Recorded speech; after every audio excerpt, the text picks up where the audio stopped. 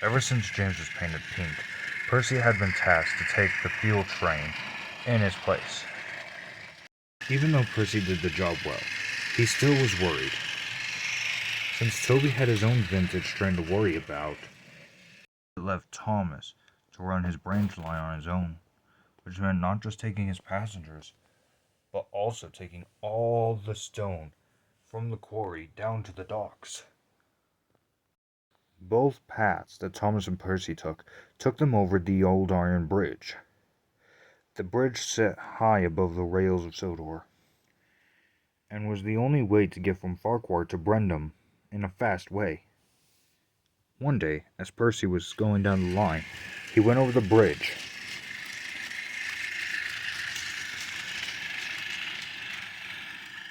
It was very wobbly.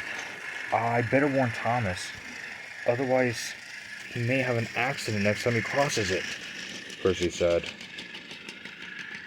Thomas was waiting for Percy at the junction. He was getting impatient. Just then, Percy rushed in. Thomas, I have something to tell you about. Out with it, Percy. I don't have all day. The old iron bridge. It was wobbly when I passed over. It might... Oh, Percy, stop being such a worrywart. That's Henry's job. Besides, I don't have time to wait for you to crawl around in the hay all day like a green caterpillar with red stripes. And with that, Thomas puffed away with his long train. Percy felt insulted.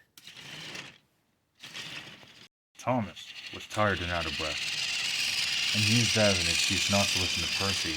His long train rolled behind him. It was very long and very heavy. As Thomas crossed the bridge in his rough state, the shakiness of the bridge shook parts loose off of him, but he didn't realize it. Not until he reached the hill. He approached it, and then he realized, my brakes! They aren't working! Thomas was about to yell out to help, but it was too late. He rocketed down the hill at a tremendous speed, rounded the corner fast, and felt the cars hit behind him. Oh! The cars flew in the air and landed on Thomas.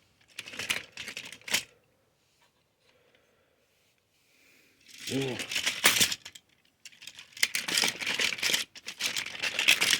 Ouch! Cried Thomas. Corrine and Clarabelle were also stuck in the pile, and the brake van had been smashed into pieces. Percy, who was returning from a fuel run, heard the crash and darted in as fast as he could. He was shocked to see the scene that lay in front of him. After getting the breakdown crane, Percy took Thomas and his coaches to the works to be looked at. As Percy shunted Thomas into the works, Sir Topham Hatt was there waiting.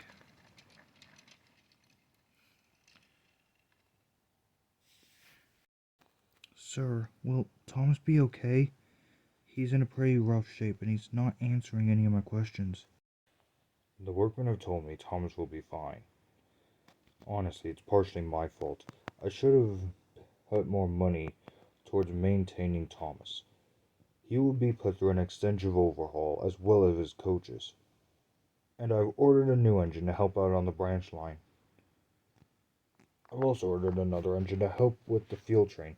His name is Norman. He'll be taking over the fuel train permanently. And the new engine will be coming from Japan to help out on the branch line. I hope you and Toby will greet her warmly. And hopefully Thomas will be out of the works by the time she arrives. Percy was relieved that Thomas was going to be okay, and chuffed off to tell Toby the news. A few short months later, Thomas was out of the works, with Annie and Clarabelle. Thomas felt way better than he did before. He rushed down his branch line, feeling the wind against his smoke box.